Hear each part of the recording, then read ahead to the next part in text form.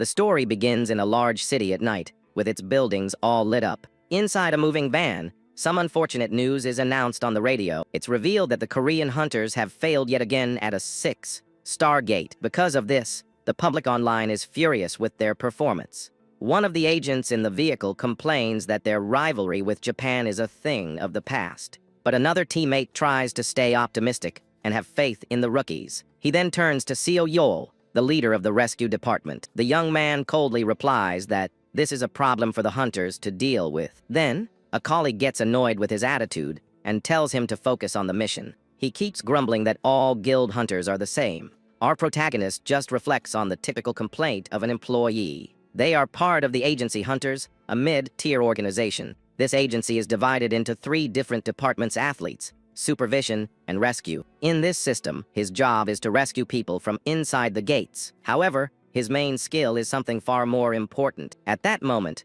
the protagonist's eyes begin to glow intensely. His true role is to be a tracker, finding people. The team arrives at the mission location and comes face to face with a large gate. The squad leader claps his hands, getting everyone's attention. He announces that the mission is to rescue the members of the Epic Guild inside. Suddenly, an old man with white hair approaches, speaking to them. The protagonist is bothered by the way the old man spoke to them. This man is Baek Jun-won, an executive from the major guild Overcross. He is known for forcing partner guilds to enter gates. The old man doesn't care about lives, as long as he can profit from it. The rescue team tries to ignore the man, saying they are in a hurry. Baek then offers his guild's help to assist with the mission, but Seo Yol confronts him, saying this whole mess is his fault. Our hero states that they don't need help and will take care of their own problems. The executive just says, "That's a shame," as the team enters the gate. Outside, the executive gives a malicious smile, watching them leave. Now inside the gate, in a jungle, a girl desperately screams for help. The young woman tries to heal an injured teammate, telling him the rescue team is coming. But 2 enormous monsters approach from behind as she begs for him to live. The girl turns around and is completely terrified by the sight. One of the creatures raises its claw to strike the defenseless young woman. With that, she just closes her eyes, waiting for her inevitable end. Suddenly, a blur rushes by, and something is thrown far away very fast. One of the rescue team members saved the girl at the last second. He then positions himself in front of her to protect her from more danger. Next, our protagonist approaches and asks if she's okay. The young man smiles and announces that the rescue team has finally arrived. At that moment, the squad's manager shouts our hero's name. He warns that the path is blocked, and they need to find another way out. The protagonist then activates his ability, and his eyes begin to glow. His silent wave technique allows him to map the entire surrounding area. By focusing on sound, he can see the dungeon structure through the echoes. With this, he maps the path and even the monsters on it. The ability reveals a complete map of the entire dungeon area. This allows the young man to find an alternate escape route. He informs the manager that he's found a way, and the leader praises him. Then, the girl is carried by one of the members so they can escape. The entire team starts running toward the newly found escape route. The rescued girl asks if this is really the right way. One of the agents says that even though the tracker is D rank, his skills are the best in the country, so there's nothing to worry about. He says this with great confidence, but a monster appears in front of them. However, another hunter shows up and destroys the creature in a single blow. The manager starts to sweat nervously, questioning if the route is really safe. The path was infested with ghouls, and now the team is surrounded. The rescue team defends themselves from the relentlessly advancing monsters.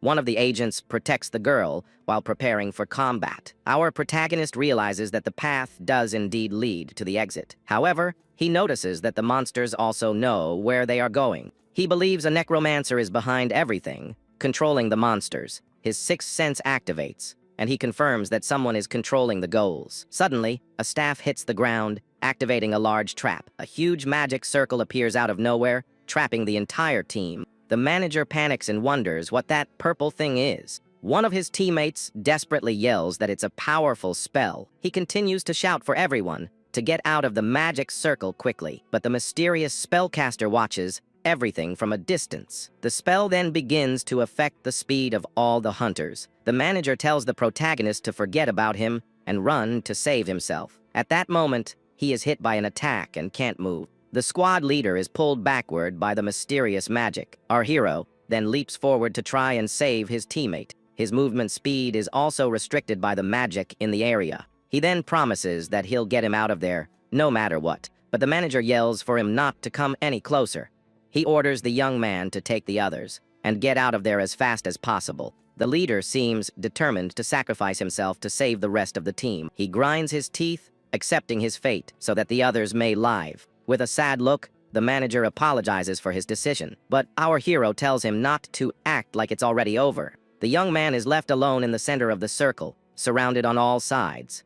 He then turns and says that the enemy was just toying with them. His eyes glow intensely as he stares into the darkness ahead. Finally, the dungeon boss, Caracal, reveals his true form. The monster says this was the plan, but he's surprised by the boy. Our hero smirks and says that maybe he'll tell his secret if the monster lets him live. But the dungeon boss doesn't like the taunt and prepares to attack. He then charges forward, saying he will turn the young man into one of his goals. The monster's curse begins to consume our protagonist's body. A system message warns that his life is decreasing as he cries out in pain. From a distance, the manager grieves, thinking the boy's sacrifice was in vain. He remembers how guild hunters only care about money. Images of a defeated monster flash in his mind, reminding him of his past. He recalls the hero who saved him when he was just a child. The mysterious hunter apologized for not being able to save everyone. That man cried in front of him, lamenting the losses in the battle. At that moment, the boy decided he wanted to be like that agency hunter. That's why he yells that he can't be defeated here and activates all his skills. Using his powers, he begins to map the entire dungeon again. His wave of energy spreads throughout the temple in search of an exit. He desperately looks for anything that could be a chance to turn the tables. Then, his ability finds a corridor with a statue of a strange creature. Suddenly, his eyes light up as he finds something very odd in the area. He wonders why only that specific monument is glowing. The symbols on the rock begin to shine brightly, catching his attention. A new system message appears, saying he has accessed a secret class. The dungeon boss notices that the young man is still fighting to the very end, so the monster advances with his goals to end the boy's suffering.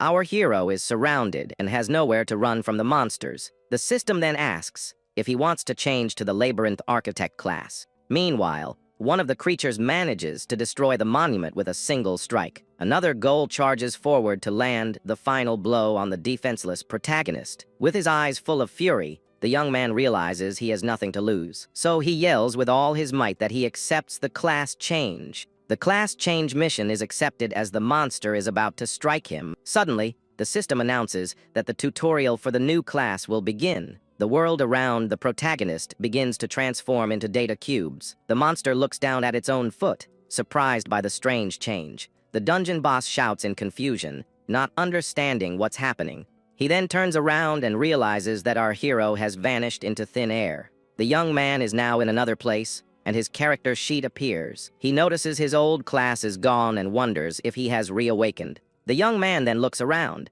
trying to figure out where he ended up. He concludes that this place must be the system's tutorial zone. Then a new screen with information appears in front of our protagonist.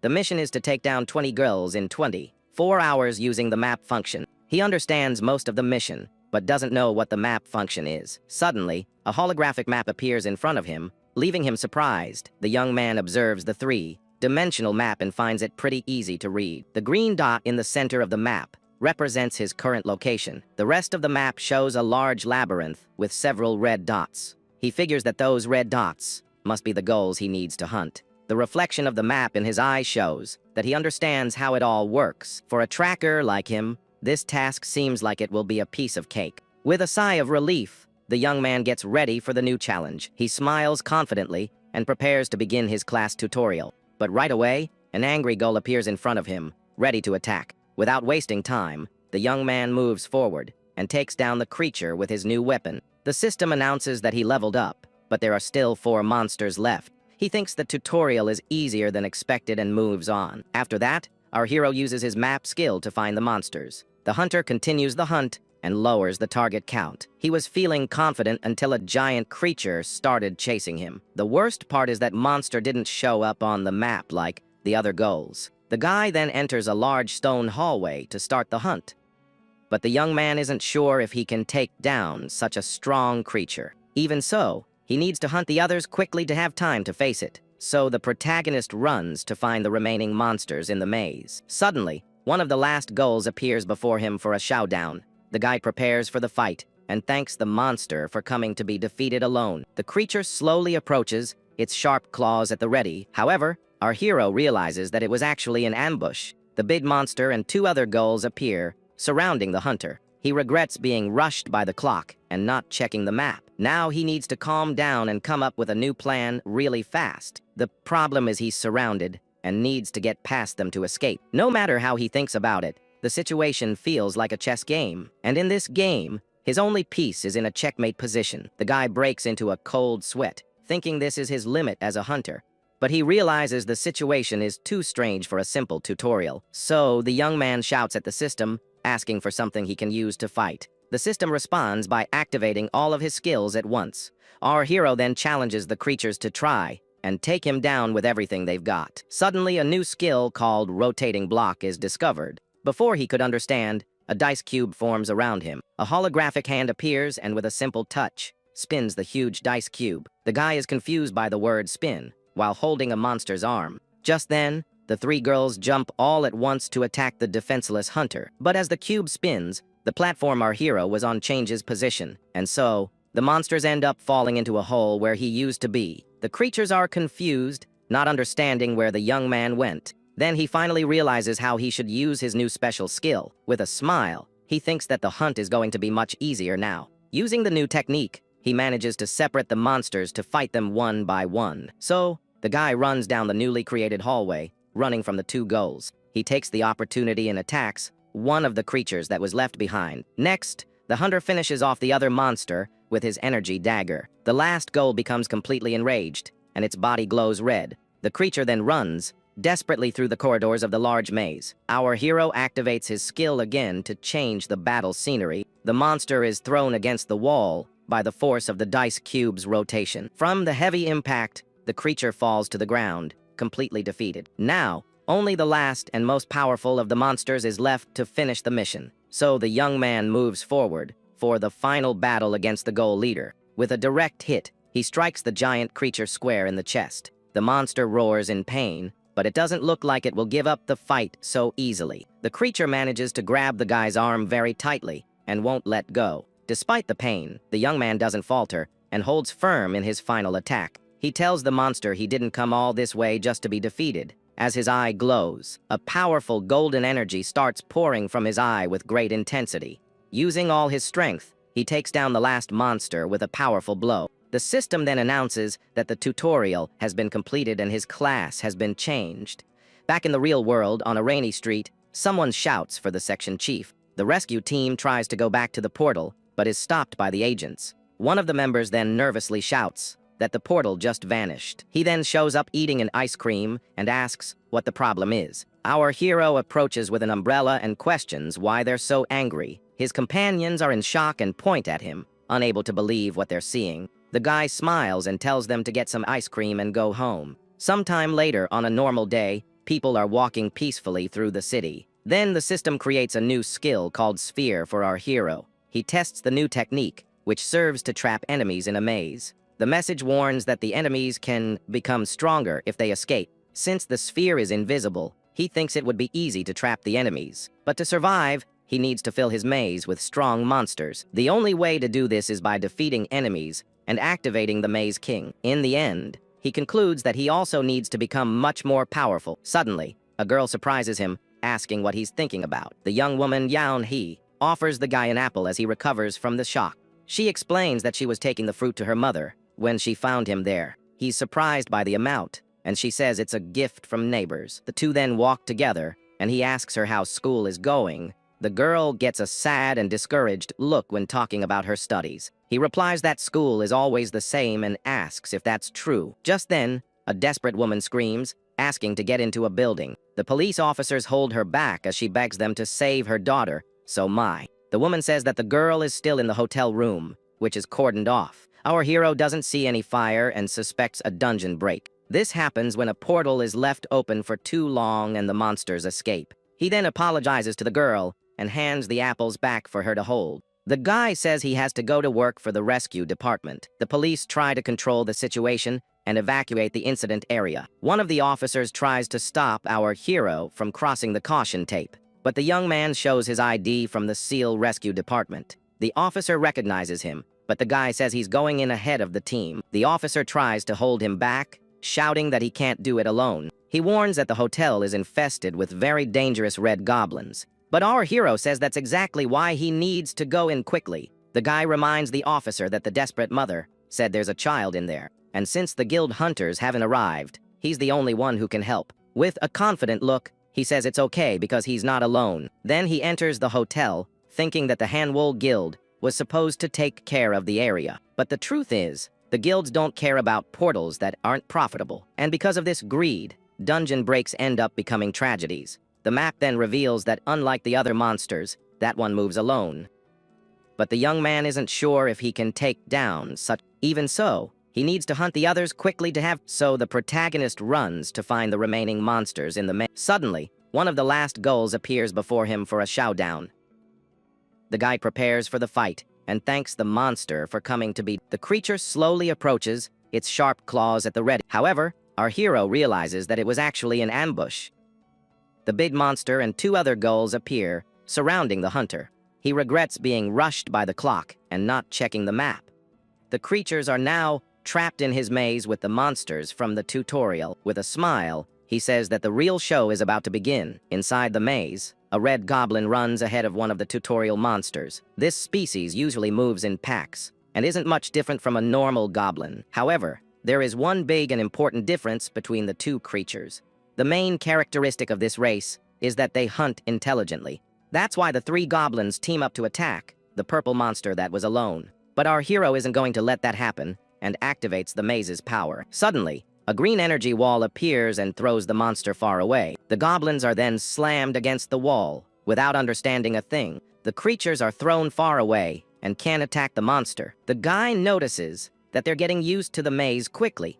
He then walks down the hallway and says he needs to keep an eye on them. The young man challenges the monsters to try and be clever inside his maze, because in there, they will be the prey, not the hunters. He then finds the sign for the 17th floor and heads for the rescue. The guy enters one of the rooms and starts looking for the little girl. Little Sami was hiding, and the hunter asks if it's really her. With a smile, he tells her she doesn't need to worry anymore, because he's already taken care of everything. The two then walk hand in hand down the large hotel's hallway. She asks if he defeated the monsters, and the guy confirms that he did. He thinks that trapping the goblins in the maze was a great idea. If he hadn't done that, the girl would have already been found by them. Suddenly, a system message appears in front of our hero. The notice says that more than half of the maze's monsters have been defeated. He then takes the girl to the elevator, and the door closes for her to go down. The young girl asks if he's not coming with her, and the guy says goodbye with a smile. He says he needs to get the last monster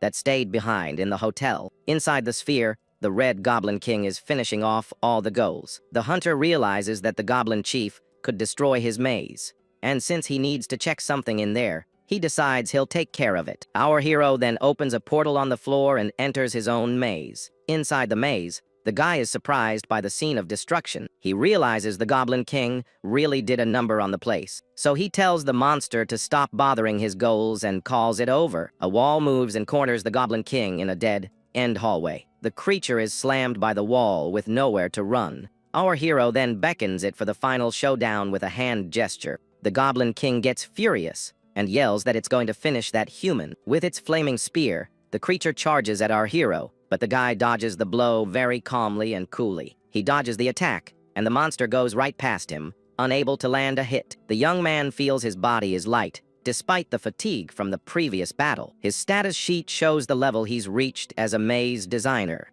He was just planning to test his skills and use the goals in the fight, but now he thinks he can handle the Goblin King by himself. The creature then charges once more with its flaming spear. However, our hero blocks the blow with a blast of blue energy. The monster tries to force the attack, but the energy is too strong for it. Seizing the chance, the guy lands a powerful punch on the creature. The Goblin King is sent flying from the force of the blow's impact. Our hero then prepares to continue the fight without resting. He thanks the monster for throwing him so far away on purpose. The Goblin King looks at its injured hand and the guy asks if it's still going to fight. Meanwhile, our hero's hand, which was also hurt, heals by itself. He says he can check that off his list too, and questions where the king's strength is.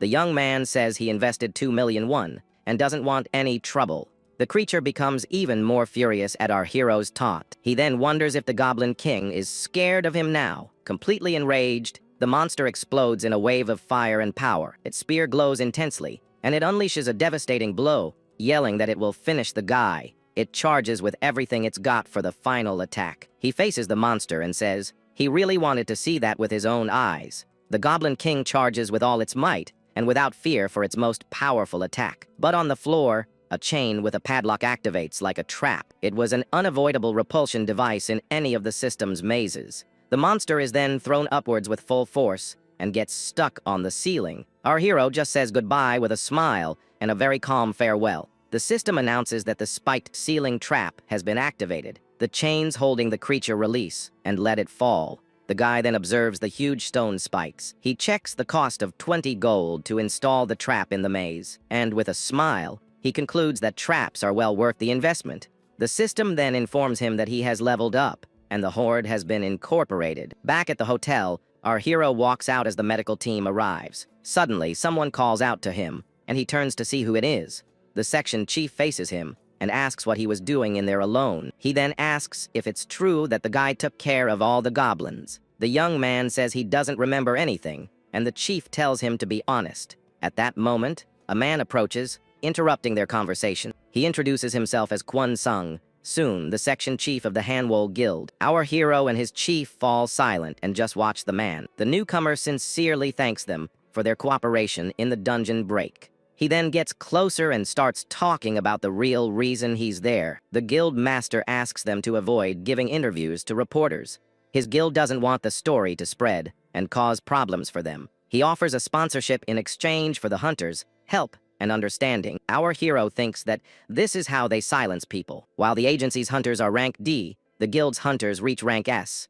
That's why people trust guild hunters more to protect them. The exploitation of that trust is what makes our hero the most furious. He then shakes the guild master's hand and says he understands the situation. The guy thinks that he has no intention of making things worse, nor does he want attention. But with a smile, he concludes that he can't let things end like this. He then grabs the man's arm and says he can clean up the guild's mess. And for that, he wants a 10 billion sponsorship for the rescue department. The young man says they need the money to cover their needs. The guild master is completely shocked and speechless at the amount. Days later, in a quiet park, the guy takes the chance to get some exercise. He then stops for a moment and has a cold drink to rest. After solving the hotel case, he earned 2 well-deserved days off. The young man thinks that he solved everything on his own and even got money from the guild. But the only problem is that his coworkers are staring at him. He thinks that if the news of his reawakening spreads, it's going to be a pain. So for now, the hunter decides to focus only on managing his maze. The first thing is to repair the walls and revive the monsters inside. The problem is that the total cost of 53 gold is very expensive, but since he's already saved up 80 gold, the guy decides to make the investment. With the repairs done, he prepares for the next step of his plan. Suddenly, his phone rings, and he wonders who's calling on his day off. The young man answers and tells the person to get to the point, because he's on vacation. On the other end of the line, a voice says it's good that he's off right now. The woman named Lee Jung-ai asks him to find someone for her. Our hero is silent for a moment, and she keeps talking. She then realizes that the guy hung up on her. He thinks that maybe he doesn't need to revive all the monsters in the maze. This would save gold and would be faster if he just went in when needed. But he realizes that reviving them all at once could be a problem. The guy gets annoyed and yells at the woman on the phone, but she begs for help. The woman on the other end says he'll want to help when he finds out who the person is. She then reveals the target's name is Kang Tizin, and the young man is shocked. Even so, he admits he'd like to meet this person at least once. With his eyes shining, he says someone of that level would be pretty easy to find. Meanwhile, in the same park, a group of elderly people are having fun playing a game. One of the players makes a move, and his opponent shouts in surprise. Our hero approaches the old men, and one of them asks to play again. The hunter senses a powerful aura and realizes it's even stronger up close. The old man glows with an intense red energy that only the awakened possess. The guy becomes thoughtful, wondering if that's really the man he's looking for. One of the old men then calls him over and asks if he knows how to play that game. The man asks for help and wants to know the best move to win the match. Our hero then gets closer to give some advice on the next move. Suddenly, his sixth sense is activated, and he senses imminent danger. The hunter throws himself to the side and dodges a swift and silent attack. The old men are startled when they see a weapon stuck in a tree right behind them. That old man says he can ignore those who approach with bad intentions. Our hero is then sure that his worries were pointless. That man is one of the 5 ranks hunters in all of South Korea. This elite hunter is capable of turning anything into a lethal weapon, and this is Kang Tazan, the powerful master of arms in a rank S hunter. Suddenly, the attacker who tried to get him appears and calls him master. The man approaches quickly, but the old man doesn't seem happy about it. Then the master of arms asks our hero if he's from the surveillance department. The guy replies that he's just a simple scout from the rescue department. With a smile, he boasts that having too many talents is his only flaw. The older hunter then stares at him and says he'd be fine if he weren't so talkative. At that moment, the woman from the phone arrives and asks what the guy was doing there. She tells the master that the trainees are gathered and they need to go back soon. The woman then asks our hero how he found the old man so quickly. He replies that it's because he's very capable and says his job is done. But the master of arms stops him from leaving and calls him an arrogant brat. He says that since the young man is also a hunter from the administration, he should follow him. The old man takes him to a large building because he wants to test his skills. Meanwhile, a narration explains that every awakened person has a maximum capacity. This means that no matter how hard they try, they can never surpass their limits. However, the system doesn't define everything, as martial arts cannot be measured. In other words, it's possible to get stronger with weapon proficiency, and for this reason, the master trains the young hunters of the new generation. All the hunters from the administration gather in a large training room. Our hero is among them and is only thinking about going back to his maze. The master then calls one of the students and asks how long he has been training. The other students comment that he is one of the few rank B hunters there. The master says he has potential, and that's why he's up there in front of everyone. Holding a sword, the old man asks the young hunter a question. He asks what is necessary to wield the weapon correctly. The student replies that you need brute strength and to understand your skills. The master of arms is silent and doesn't seem to like the answer very much. Then he turns to our hero and asks him the same question. The guy replies that the most important thing is the will to wield the weapon. The other students are confused and think the other guy's answer was much better. The old hunter asks if he's sure about such a simple answer. He confirms with a smile and thinks that, as expected, the rank S is clever. The master grabs him by the arm and says he is indeed very arrogant. But despite everything, he admits that it was the correct answer to the question. Our hero is a little surprised and just thanks the master for the chance. The older hunter then gives a wide and slightly creepy smile. The other student gets furious and shouts that he doesn't accept that a rookie is right. The young hunter wonders why the other guy is acting like a child. The master says he'll give them both a test, as this goes against the original plan. They just need to prove their answers, and the old man asks if they accept. The other student accepts right away, but our hero says he'll pass and declines. The older hunter says he'll choose the other guy and asks if that's okay. He then reveals that passing the test means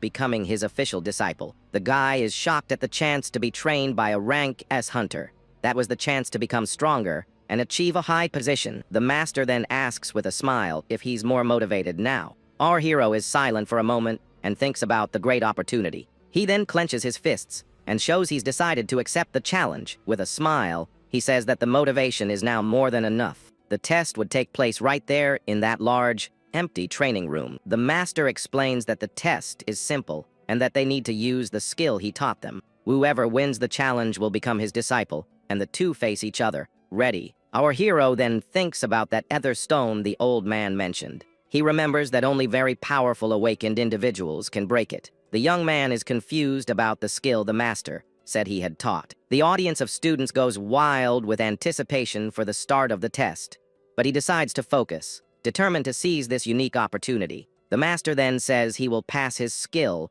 onto them at that moment. He warns that if they don't feel anything, they will fail the test immediately. The old hunter then announces that the test can finally begin. Suddenly, a powerful red aura explodes from the master's body with full force. The pressure from the aura is so intense that the other young man can barely breathe. He feels like he's going to pass out at any moment, but tries to resist the power. Our hero, on the other hand, starts to have a vision of a glowing blue spear. A beautiful and powerful spear shines brightly under the moonlight in his vision. The system notifies him that he has acquired a new skill and mastered a technique. The master says that they both have the necessary aptitude and should be proud of it. He explains that normally, people either feel nothing or pass out right away. With a smile, the old hunter prepares to start the next phase of the test. The master then turns to the two of them and asks which one will prove themselves first. The other young man then grips his enormous sword tightly with both hands. He positions himself in front of the large ether stone,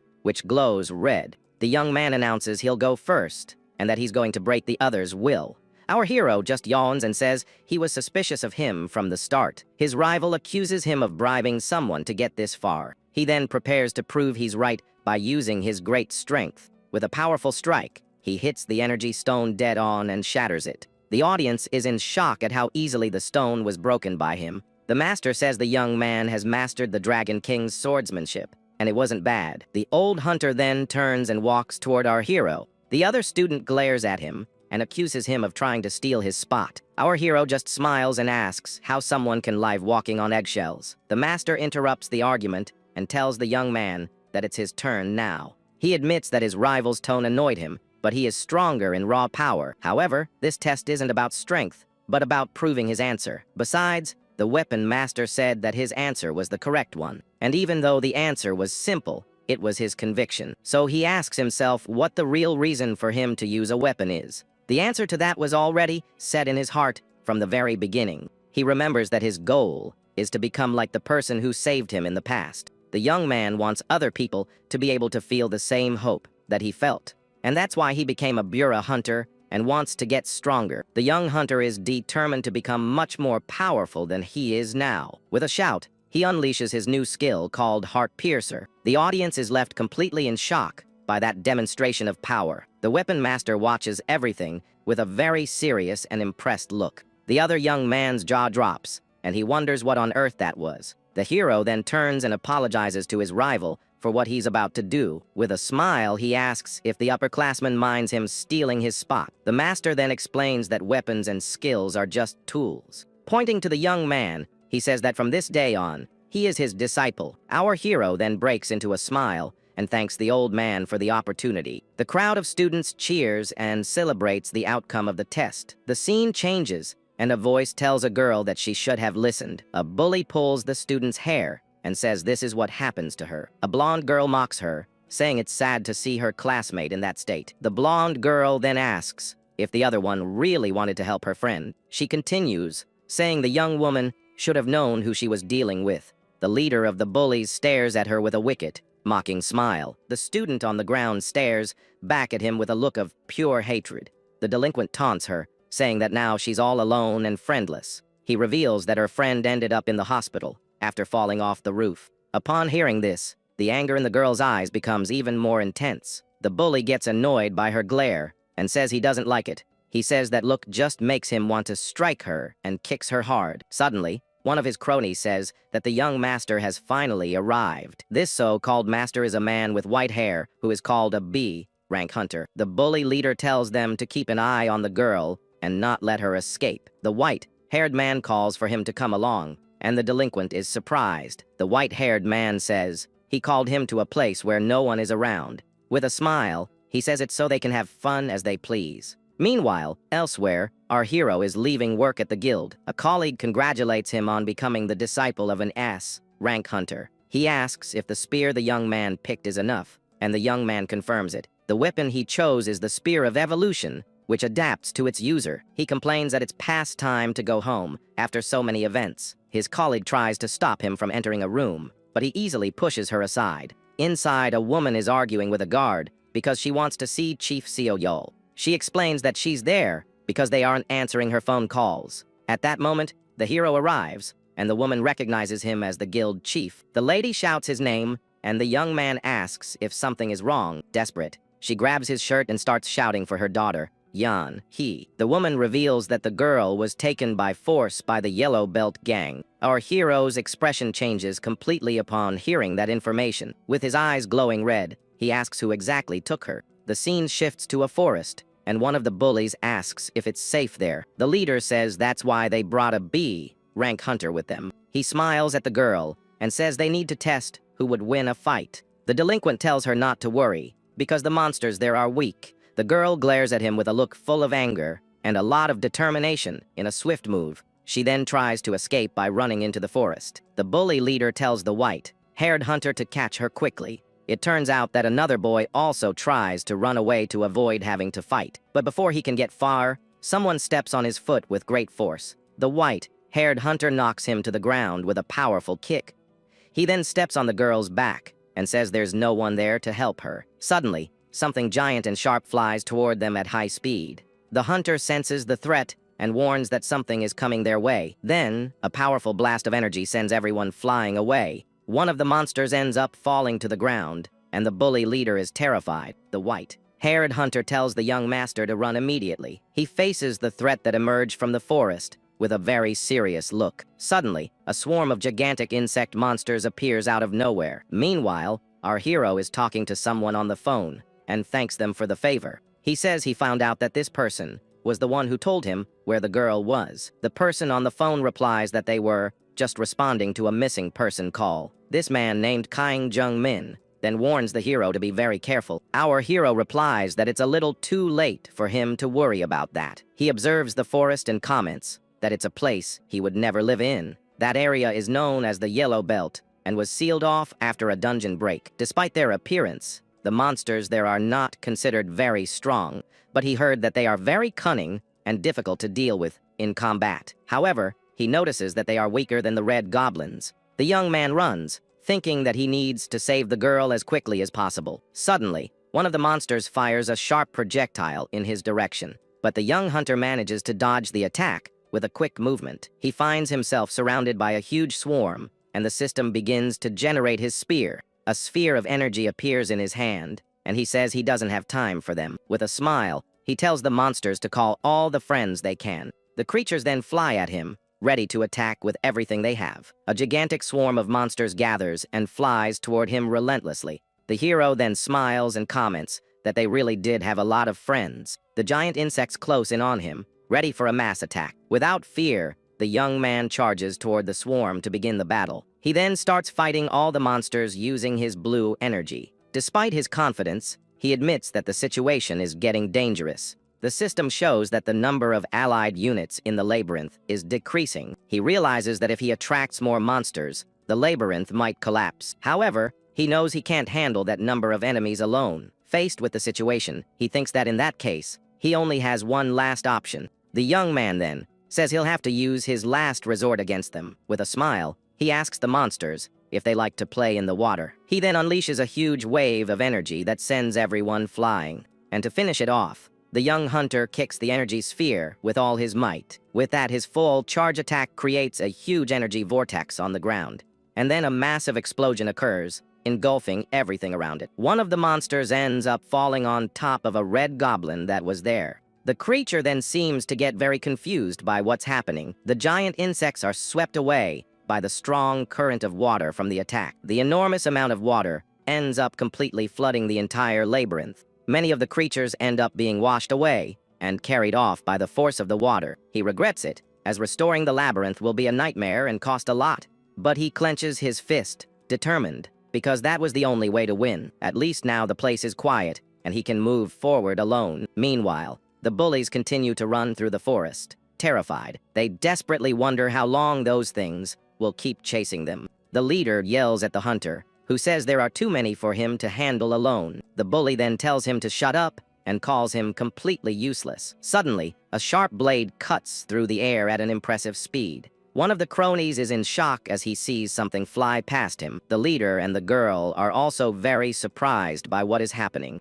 It turns out one of the monsters was hit right in the head by a sharp weapon. The white-haired hunter warns that there are more enemies coming up ahead. The leader and the girl then end up cornered at the edge of a cliff. Desperate, he grabs the girl's hair and tells the hunter to do something. At that moment, A red weapon hits the monster right in front of them. The creature falls to the ground, and the two are left speechless at the scene. The bully leader then screams and asks fearfully who is there. A voice replies that he's a hunter from the administration and calls him a brat. Our hero then faces the group and asks if they were the ones who dragged the girl here. The bully and the student look at him, completely terrified and confused. With his weapon glowing, he replies that he's a bureau hunter and calls him a punk. He repeats the question, wanting to know if they were responsible for all of this. The girl then screams his name in complete shock and relief to see him there. He hugs her and asks if she's okay, saying it's the first time he's seen her cry. The delinquent then gets the attention of the bureau hunter, who is hugging her. He points and says he knows the hero,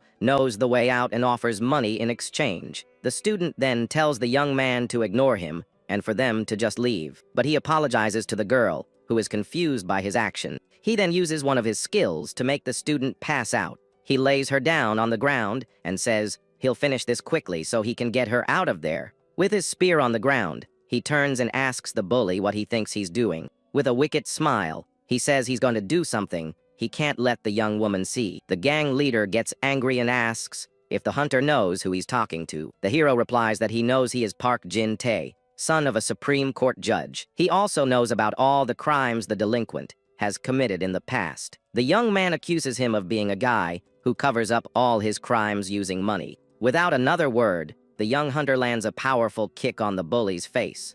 The delinquent is completely shocked by the force and pain of that blow. The hero then grabs him and challenges him to try using his money to get out of this. With his eyes glowing, he taunts him and tells him to try to tempt him with money. He then throws him forcefully toward the forest, far away from there. But the white-haired hunter catches him and attacks the hero with his golden sword. He turns to the hunter and says the hunt for the vermin is finally over. The white-haired man stares back at him with a serious and challenging look. The bully screams and calls him a crazy bastard, saying he will perish there. The white-haired hunter then charges and attacks the hero with a sword strike, but the young hunter easily blocks the attack with his spear. The two then face off as their weapons clash with great force. He says he was just going to teach them a lesson, but now things have changed a lot. With a serious look, he accuses them of trying to take him out first. The two then continue the battle, exchanging powerful and swift blows. The white-haired hunter wonders why he is being overpowered in strength. He then questions whether the young man is really a bureau hunter, but he decides it doesn't matter and prepares his next powerful attack. The white-haired hunter charges forward with his flaming golden sword. His plan is to get close and hit the hero with a fatal blow from up close. However, the young man manages to grab the enemy's wrist at the last second. He warns that if the enemy gets that close, he has no other choice. And with that, the young hunter lands a powerful punch on his opponent's face. The blow is so strong that the white-haired hunter is sent flying. The bully screams and asks if he bought his hunter's license with money. Our hero is surprised and wonders if that guy was a B-rank hunter. He remembers that his stats increased a lot after hunting the insects. Then the young man realizes he has finally managed to surpass a B-rank hunter.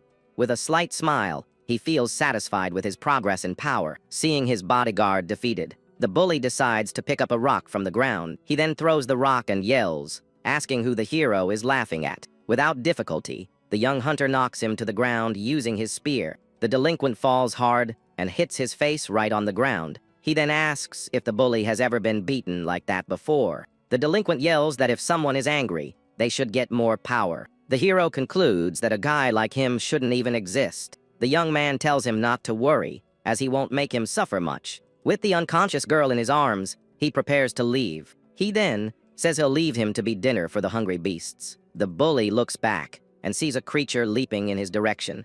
A pack of shadow wolves with glowing purple eyes suddenly appears. Completely surrounded, he screams desperately for the creatures to back away. The bully screams as he is violently attacked by the wolf pack. With the girl in his arms, our hero leaves, leaving the delinquent behind. Thus, the kidnapping of young Yaun, he that took place in the yellow belt, comes to an end. The girl is then returned to her family's arms, and everyone cries with relief. A colleague reports that the person responsible for letting the bully in has been caught. The incident ends up spreading across various media outlets and becomes news. The case is closed with the resignation of the Supreme Court judge, the bully's father. After a while, life seems to return to normal in the city and at the guild. Our hero then receives a notification that a new mission has appeared. The mission is an extermination, and he needs to defeat the Wasp Queen within 30 days. He remembers seeing the So, called Wasp Queen when he left the Yellow Belt. The creature was a giant insect monster,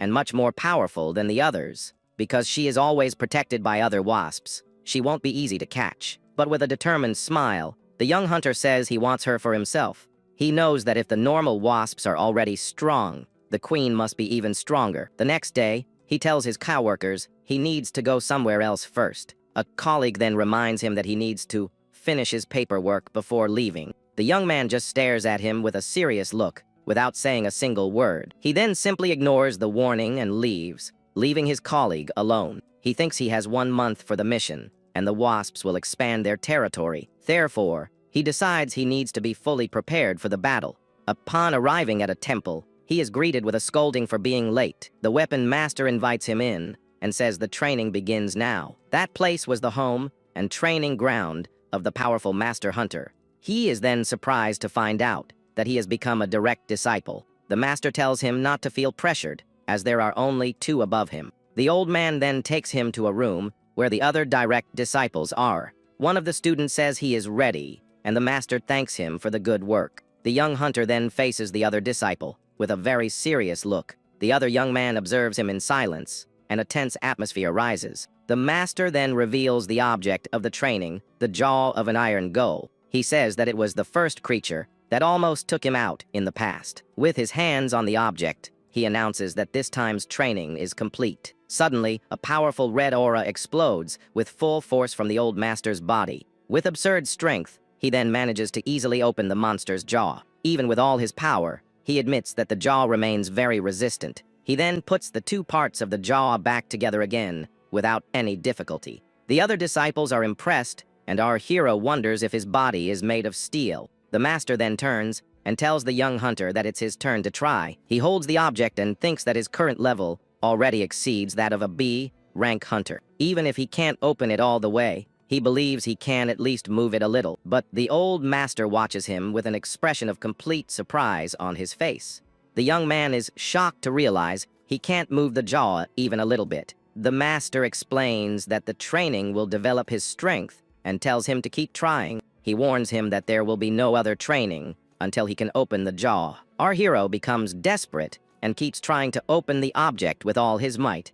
The other disciple watches him and thinks that he already knew he was just the master's favorite. The scene changes, and we see the other disciple leaving the dojo after another training session. He remembers that he has been at the Martial Arts Association for 2 years, training very hard. But the one who became a direct disciple was a guy from the administration who had just arrived. Leaning on the railing, he thinks that no matter how he looks at it, it's all very unfair. Suddenly, a voice greets him and wishes a good day to the senior, Jongjun Soo. It's our hero, who congratulates him for placing second in the last test. He approaches and says that even on a holiday, it's always good to arrive early to train. The young man tells the other to speak to him informally, but the senior refuses right away. The older young man then asks if he cleaned the entire dojo by himself, and he confirms. He then asks the newcomer not to do that anymore, because it makes others uncomfortable. The hero turns and asks if there's really a need to divide the chores there. He explains that being a direct disciple doesn't make him want to push the work onto others. With a smile, he says that everyone is there to succeed together in the end. The senior stares at the newcomer and thinks to himself that this is very annoying. He remembers that for the past 2 weeks, the young man has trained harder than everyone else without fail. Furthermore, he doesn't act like a superior even though he is a direct disciple. The hero also gets along well with everyone else and is always joking with his colleagues. He trains like a madman and keeps trying to open the monster's jaw. Jung Soo admits that it's because of all this that he finds him even more annoying, but he also confesses that the newcomer is exactly who he would like to be. Suddenly, the stone jaw begins to move and crack a little. The young man gets excited and celebrates, saying he almost got it. Suddenly, the senior offers him a bottle of water, and the young man is surprised. He advises him not to overdo it with the training and calls him by his formal name. With a smile, the hero comments that it took a while for him to drop the formalities. The two seem to have finally made peace and become true friends. Suddenly, they hear the sound of a horn and wonder what it is. The senior explains that it's the sound of the Overcross Guild heading out on a mission. He says the guild works day and night because it has many members in its ranks. The scene changes, and we see a sunny and very peaceful forest. A group of hunters emerges from a purple portal in the middle of the woods. One of them comments that the job ended faster than he expected. The other says it was fast, especially since they captured a steel orc. One of the hunters then asks if it's allowed to capture the monsters. His colleague explains that they sell the creatures for billions, and that's where their salary comes from. The young man then shows a necklace from the orc tribe and asks if it's worth anything. Inside the energy cage, the creature glares at the two with bared teeth and a lot of anger. The hunter tells him to throw the necklace away and says that nobody would buy that junk. The steel orc then roars in anger and prepares to attack with everything it has. He then breaks the energy cage and frees himself, leaving the two terrified. The scene changes, and we see our hero and his team closing a portal in the city. The squad leader asks if they should head back now, that they've finished everything. But the young man says he's going straight to the Martial Arts Association to train, but he declines the invitation and says he can't go because the master isn't at the dojo. Suddenly, his colleague looks up, frightened, and asks what's going on. At that moment, the hero receives an emergency alert for all teams. The alert says that a 3-star boss monster that was being transported has escaped, and the location of the accident is precisely the Korean Martial Arts Association. Amidst the destruction, one of the disciples wonders where that orc came from. A student yells for a young female disciple to get out of there as fast as she can. The little girl worries about the master while the orc faces Jang Jun, Sue. Even though he's all injured, Jang Jun, Sue remains standing and faces the creature. In a flashback, he remembers that he always thought of himself as a genius since joining Overcross. He comforted himself by saying that using other guilds was a privilege of the strongest. However, he was left behind by his comrades in a cave, and there, he realized he was just another replaceable piece in the guild. It was only then that the young man realized how cruel the world truly was. But even so, he holds his sword and doesn't want to believe the world is rotten. He remembers who saved him, and now also wants to help someone. He wants to make the world a better place as the orc attacks him with full force. He says that's how he endured for 2 years and calls the monster a baldhead. The young man can barely stand, but he needs to hold on for as long as he can. He struggles to resist the orc's attack for 1 more minute, or at least for 1 more second, but the monster throws him far away. Suddenly, a bright light hits the orca's arm with full force. A voice congratulates him and says he did well as the orc retreats. Jun Soo is in shock as he realizes it's our hero who has arrived. The hero tells him to leave the rest to him, and the system calls him to the labyrinth. With that, the scene quickly shifts to inside a white labyrinth. He thinks that he dragged the orc into the labyrinth, trying to act cool, but he runs from the monster and realizes the creature is stronger than he imagined. He wonders if the steel orc really just fought with Overcross. The monster begins to destroy the labyrinth's walls with its brute force. Fleeing from the creature, he admits it will be difficult to fight it alone at that moment. But in that case, he has a plan, and with a smile, he creates an energy sphere for the orc. Without hesitation, the young man throws the blue energy sphere far away with a quick motion. With that, several smaller monsters are summoned and begin to attack the giant creature. While the orc is distracted, he readies his red spear to find an opening. The steel beast then roars in anger and prepares for combat against the new enemies. With just 1 blow, the monster manages to throw away the creatures that were attacking it. Our hero is surprised to see his enemy destroying all his allies with ease. The system warns that his allies are disappearing, and he gets angry for having repaired the labyrinth. He understands that normal monsters aren't enough, and that he needs to use a risky plan. The young man then decides he'll have to call in a much more powerful guy for the fight. Then a giant paw steps onto the labyrinth floor, slowly revealing itself to them. And suddenly, a huge creature emerges to face the steel orc in that arena. That was the labyrinth boss, a frightening creature named Ziori. The labyrinth boss then charges with full force at the steel orc, who gets ready. Ziori grabs the orc with great force and immobilizes it for a brief moment. With the opponent distracted, our hero finally manages to find an opening to attack. Seizing the opportunity, he charges with his red spear to hit the weak spot. The creature then screams in pain as it is attacked from both sides at the same time. Without mercy, the labyrinth boss bites the orc's head with its sharp teeth. With the help of his ally, the young man manages to land a fatal blow to the orc's chest. Suddenly, the system announces that Ziori has been defeated, and that respawning has been disabled. The young man is furious because the steel orc ended up defeating his labyrinth's boss. He yells that his boss was reduced to nothing and can't believe it. Angrily, he kicks the orca's body, which is sent flying across the labyrinth. The system then announces that the steel rain trap has suddenly been activated. With that, a large number of steel arrows fly toward the enemy. The arrows hit the orc dead on,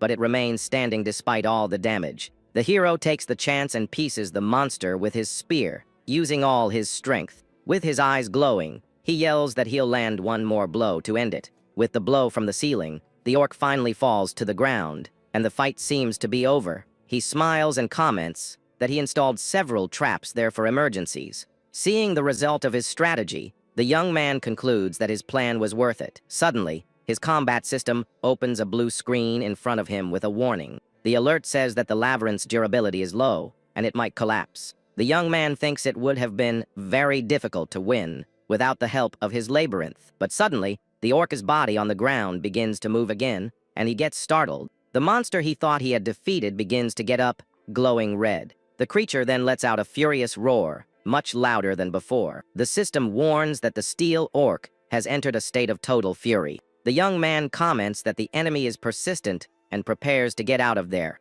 opening a portal. He says they will finish this fight outside the labyrinth. The scene then returns to the dojo, which was completely empty and silent. Chum-Su wonders where our hero went, since everyone was evacuated. Suddenly, a blue energy portal appears in the courtyard, leaving him very confused. He then extends his hand toward the portal, which shines with great intensity. The senior feels a large amount of mana coming from inside the portal. To his surprise, our hero emerges from the portal, still fighting the steel orc. The creature, now in berserk mode, seems even stronger and more threatening than before. The young hunter continues to trade blows with the giant monster in the middle of the dojo's courtyard. The young man is confused, wondering if he's defending himself because the orc is tired.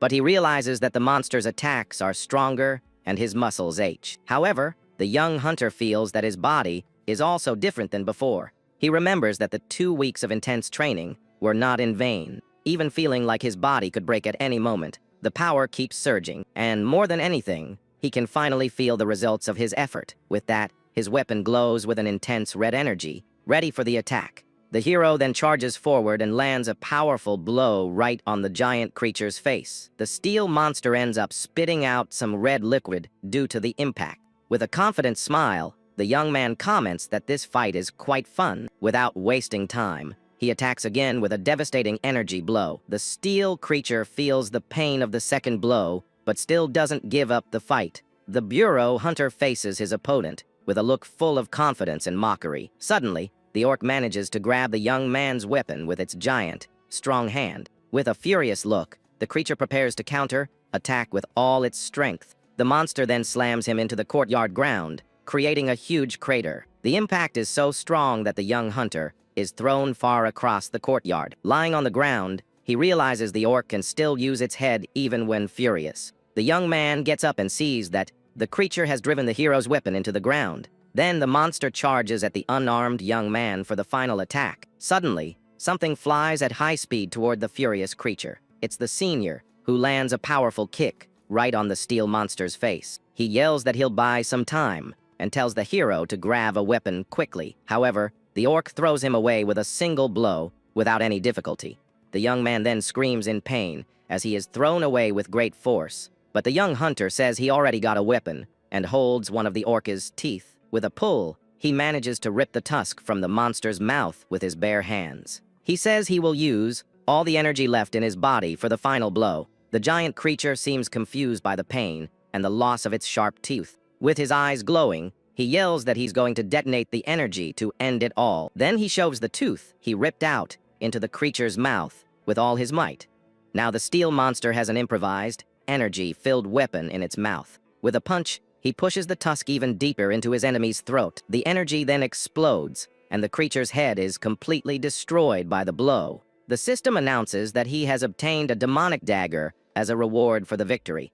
Looking at the monster's body, he gives thanks, as the fight was good training. He believes that thanks to this battle, he will be able to advance to the next training. Meanwhile, a voice asks the senior lying on the ground if he's okay. The young man is surprised, as he recognizes that voice from somewhere familiar. It's our hero, who extends a hand to help him up from the ground.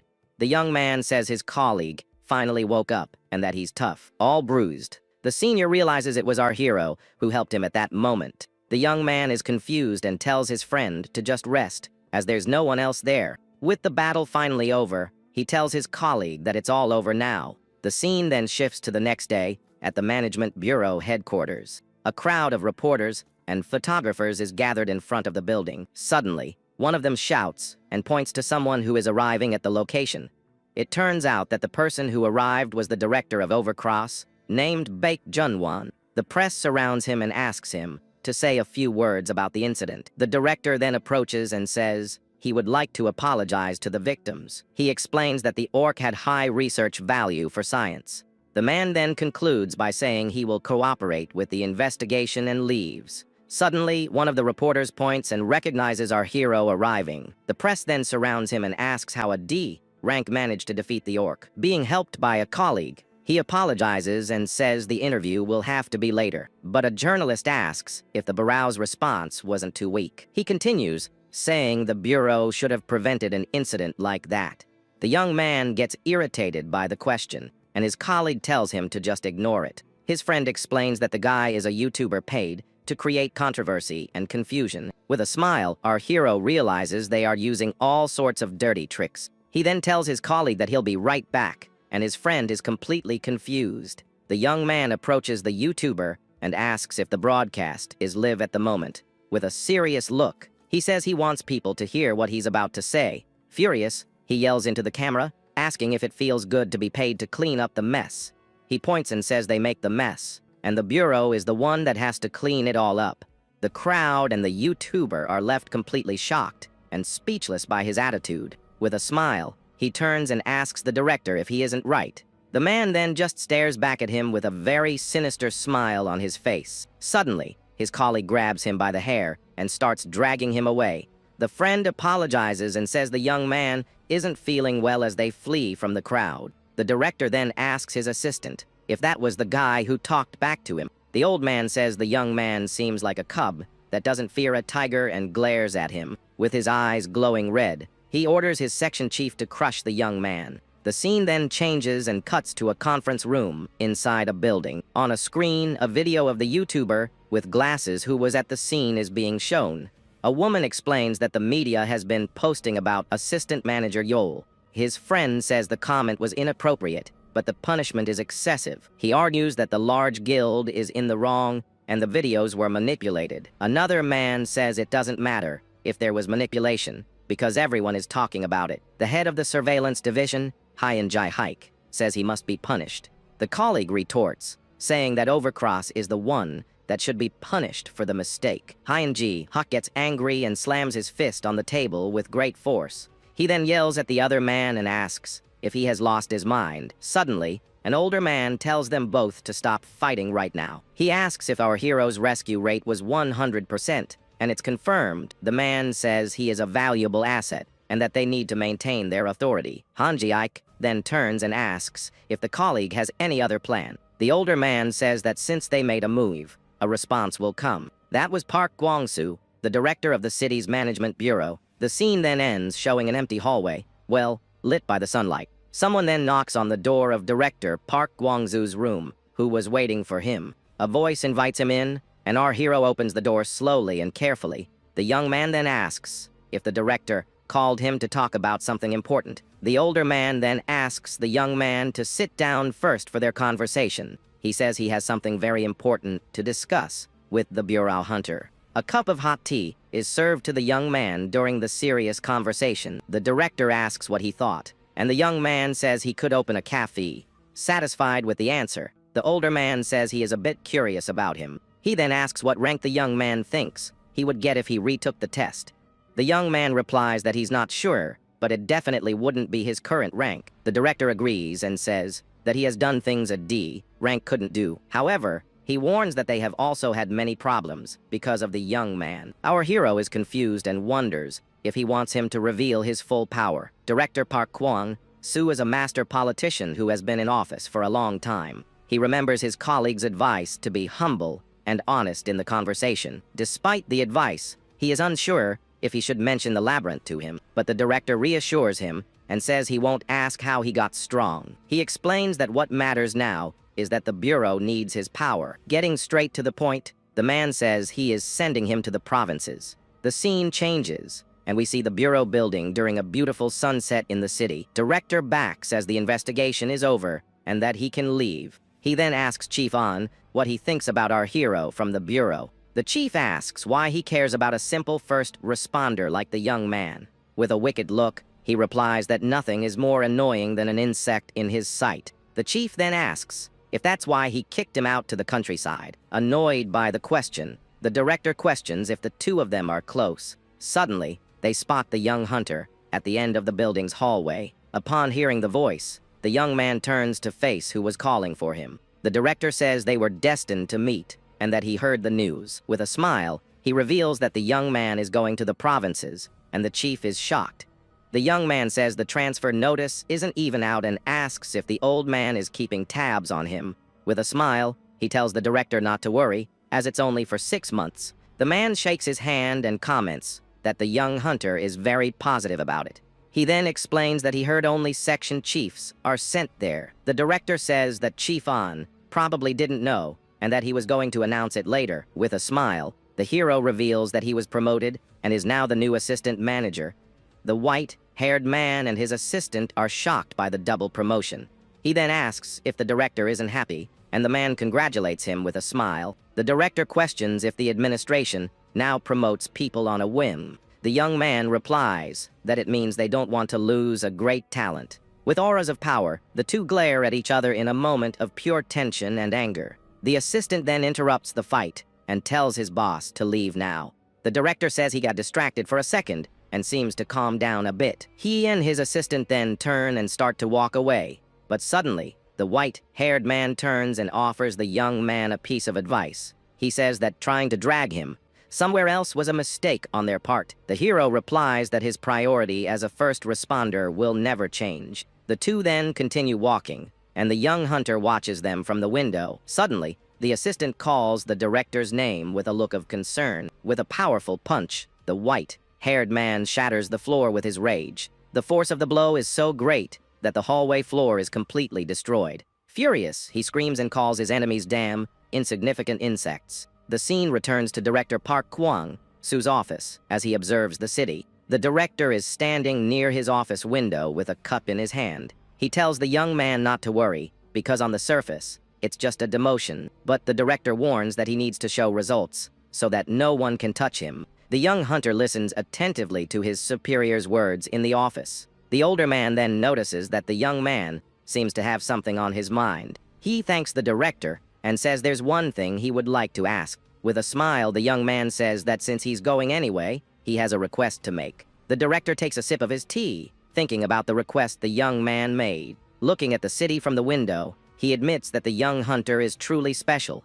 The scene then returns to the office, and the guild's hallway seems quite empty. A blonde colleague is shocked that the rookie became a manager and was sent far away. He asks the section chief if he knew, and the older man confirms it right away. The blonde man worries about the work, but the chief says they will figure it out. Besides, the rookie got a week off, and the chief tells him to call him for dinner. The colleague then calls the hero, who answers, saying he is very busy at the moment. The protagonist replies that he's doing his overdue homework, and the other is confused. It turns out he's dressed in military gear in the middle of several insect monsters. He explains that he is clearing out a wasp nest for an extermination mission. He then hangs up on his friend and says he'll call back later. The hero remembers he only has 3 more days to complete that mission, but the young man notices the creatures are already producing new troops. However, he doesn't care and says he'll fight as long as he can still move. With a powerful leap, he charges toward the swarm of monsters in the air. His eyes glow with power as he prepares for the intense combat.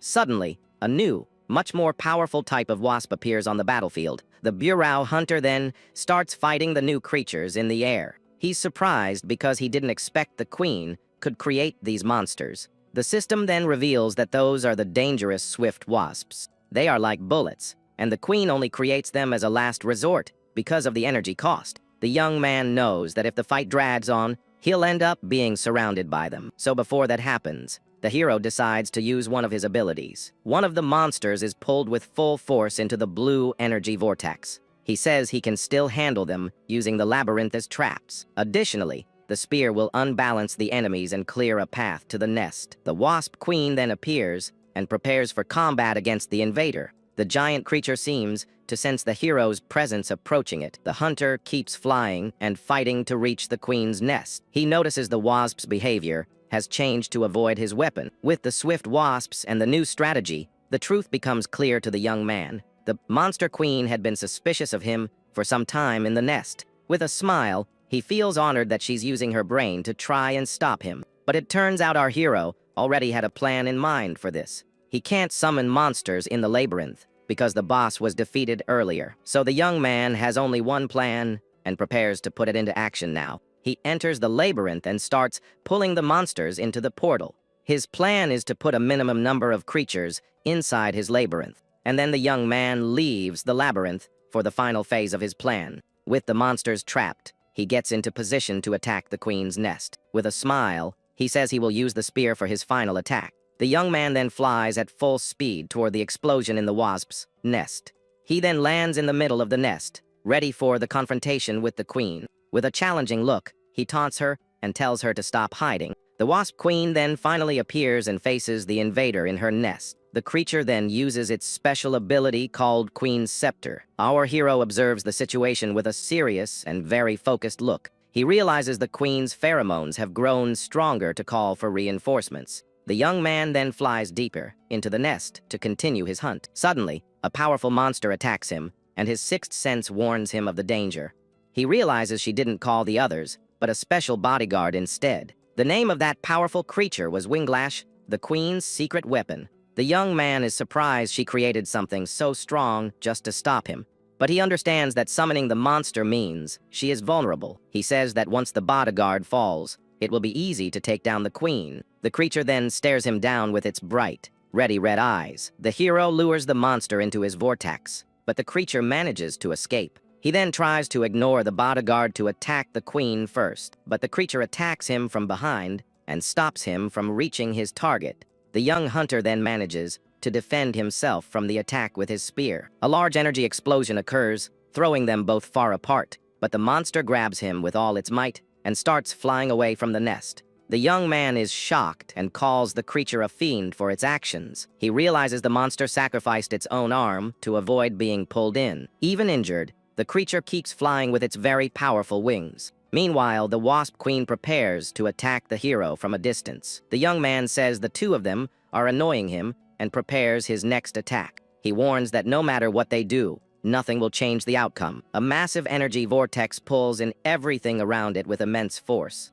With that, both creatures are pulled into the hero's labyrinth. The young man comments that the plan changed a bit, but that it's not so bad. With that, he warns the creature not to move recklessly inside. The young hunter explains he restructured the entire labyrinth for this moment. He then calls himself crazy for talking to monsters and activates his traps. With a simple flick of his finger, he triggers all the traps in the area. The steel rain trap is activated, and a shower of arrows flies down on them. The creature then protects the queen, using its wings as a shield against the arrows. The young man is surprised that the creature protected the queen and the nest with a flap of its wings, but he reveals with a smile that the arrows aren't coming from just one direction. The monster is hit from behind, and its body begins to catch fire from the damage. He faces the creatures and says he warned them that nothing would change, no matter how hard they tried. With that, the young man reveals he filled the entire place with traps for them. Now that the queen's ultimate weapon has been defeated, the fight seems to have reached its end. With a smile, he asks if it's now just the two of them for the final showdown.